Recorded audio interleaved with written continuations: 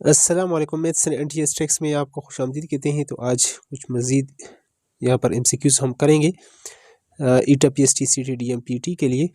बहुत ही important MCQs होंगे, तो चलो स्टार्ट कर लेते हैं।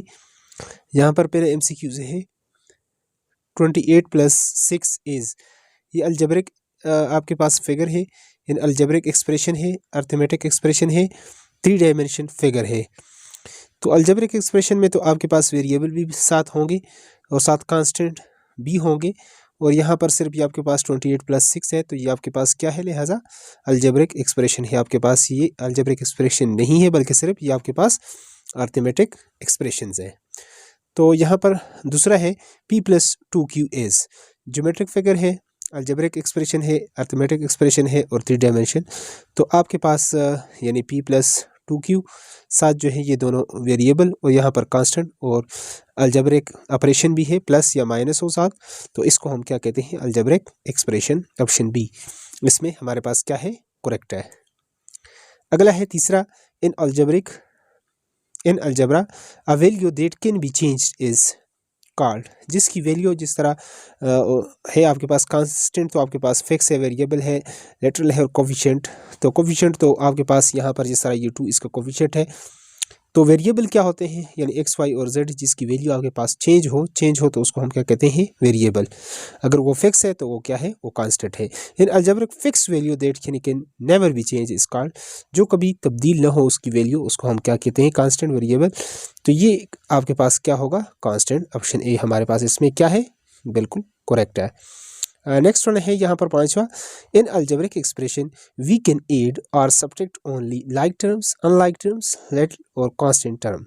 लाइक जिसके मतलब अगर आपके पास x है तो x + x यानी इसके कोफिशिएंट आपके पास ऐड होंगे, न कि x + y यानी ये दोनों ऐड होंगे। लाइक टर्म्स यानी इसके कोफिशिएंट होंगे। तो यहाँ पर इसलिए हम क्या कर लेते हैं, लाइक टर्म्स ऐड होंगे।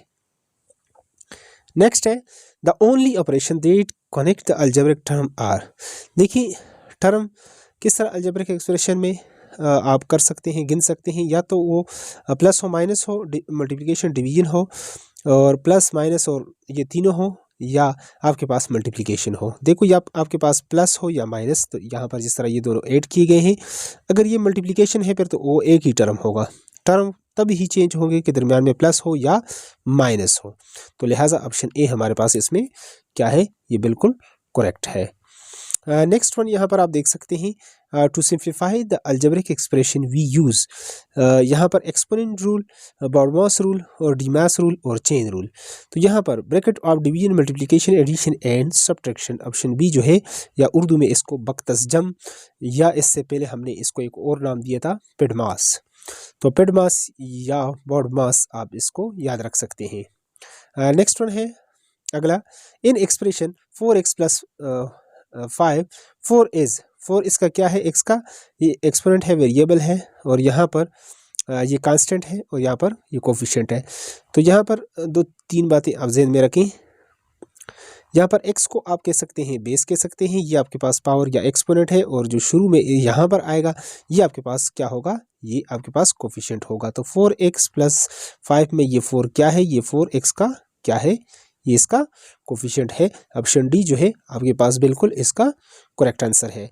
नेक्स्ट यहाँ पर आप देख सकते हैं, each term in the pattern is called, किसी भी पैटर्न में आप क्या कह सकते हैं, ईच टर्म, हर एक उसको आप नंबर को क्या कह सकते हैं, इन द पैटर्न, यानी अगर 2 है, फिर 4 है, फिर 6 है, 8 है, तो ये आपके पास टर्म कहलाएगा, एक्सप्रेशन कहलाएगा, इक्वेशन एंड कांस्टेंट। तो ये आपके पास पहला टर्म, दूसरा टर्म, तीसरा term and plus so on, इसी तरह आप आगे जाएंगे। तो ये आपके पास क्या कहलाएगा, टर्म। यहाँ पर ये MCQs बड़ा ट्रिकी सा है और इजी भी है।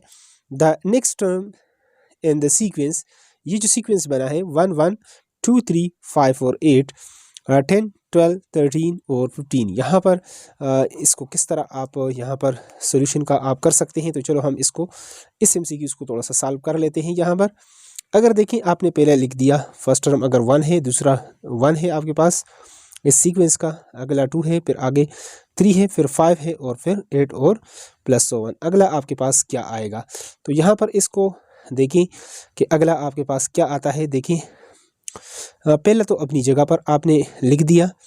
अगला जो है आपने क्या करना है, इसमें आप क्या ऐड करेंगे कि नेक्स्ट आपको ये मिल जाए।